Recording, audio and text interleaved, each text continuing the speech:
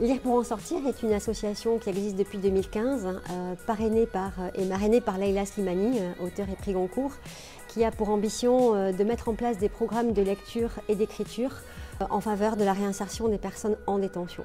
Pour cela, l'association mène plusieurs types d'activités.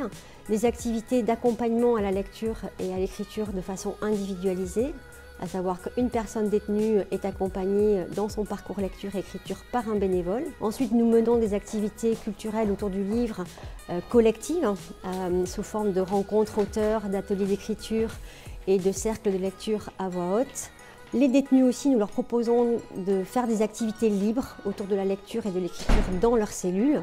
Et ensuite, nous menons des actions spécifiques en faveur des bibliothèques pénitentiaires, puisque à la fois nous gérons des bibliothèques en prison avec des bibliothécaires salariés et nous collectons des livres pour abonder et doter plus généreusement les bibliothèques en milieu pénitentiaire.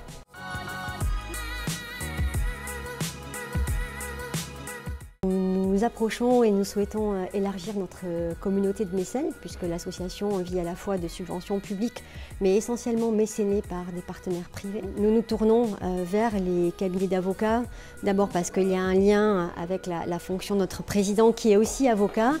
Et puis nous savons aussi que les avocats ont l'amour des mots, de la lecture et de la littérature, et que le livre est un puissant vecteur qui, non pas désunit, mais unit la communauté des hommes.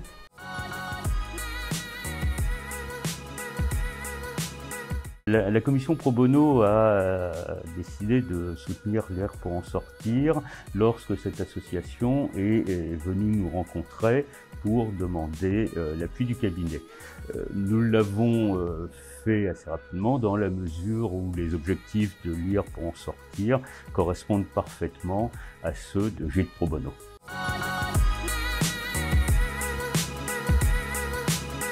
Lire pour en sortir est une association qu'on a choisi d'accompagner dans le cadre de la politique pro bono du cabinet.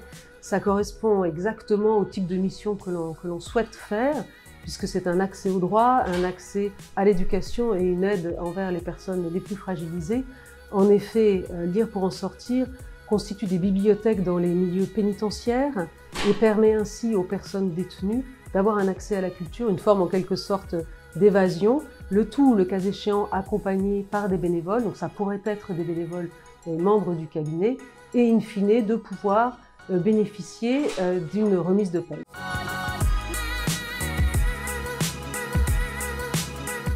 Il me semble que la lecture est le meilleur moyen de lutter contre l'immense solitude en prison. Ça permet de créer un lien très privilégié avec le bénévole, bien entendu, de découvrir des auteurs et surtout de s'évader, au sens figuré, dans un monde imaginaire, romanesque, plein d'aventures et de passion.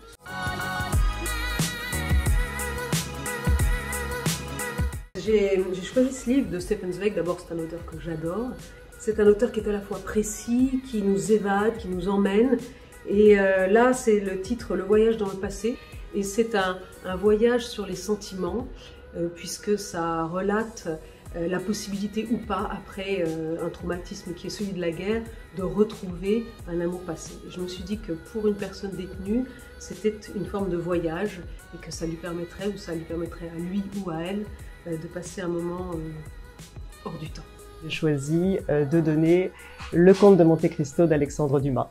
Un livre d'Éric Fotorino et un livre de Muriel Barbery. Donc deux romans, mais deux romans très différents. Le livre est un objet magique, à la fois par son contenu, parce qu'il peut être un voyage, un divertissement, un apprentissage, et par sa forme, parce qu'il voyage facilement, donc il se transmet facilement. Et donc j'invite tous les grands lecteurs, ou même les petits lecteurs, à transmettre, à faire partager leur lecture, quelle qu'elle soit, partout et auprès de tout le monde. Chaque lecture est une petite richesse pour le lecteur. La lecture, c'est s'ouvrir à l'imagination. J'ai donc amené 5 histoires à lire avec maman et Monsieur Grognon, parce que ça peut correspondre parfois à mon humeur. Et puis, comme chacun sait, j'aime beaucoup la musique et regardant dans le catalogue que nous avait laissé Lire pour en sortir, j'ai trouvé cet ouvrage sur Bob Marley. Ça me correspondait parfaitement à l'humeur de quelqu'un qui était grognon, qui ne l'est plus après.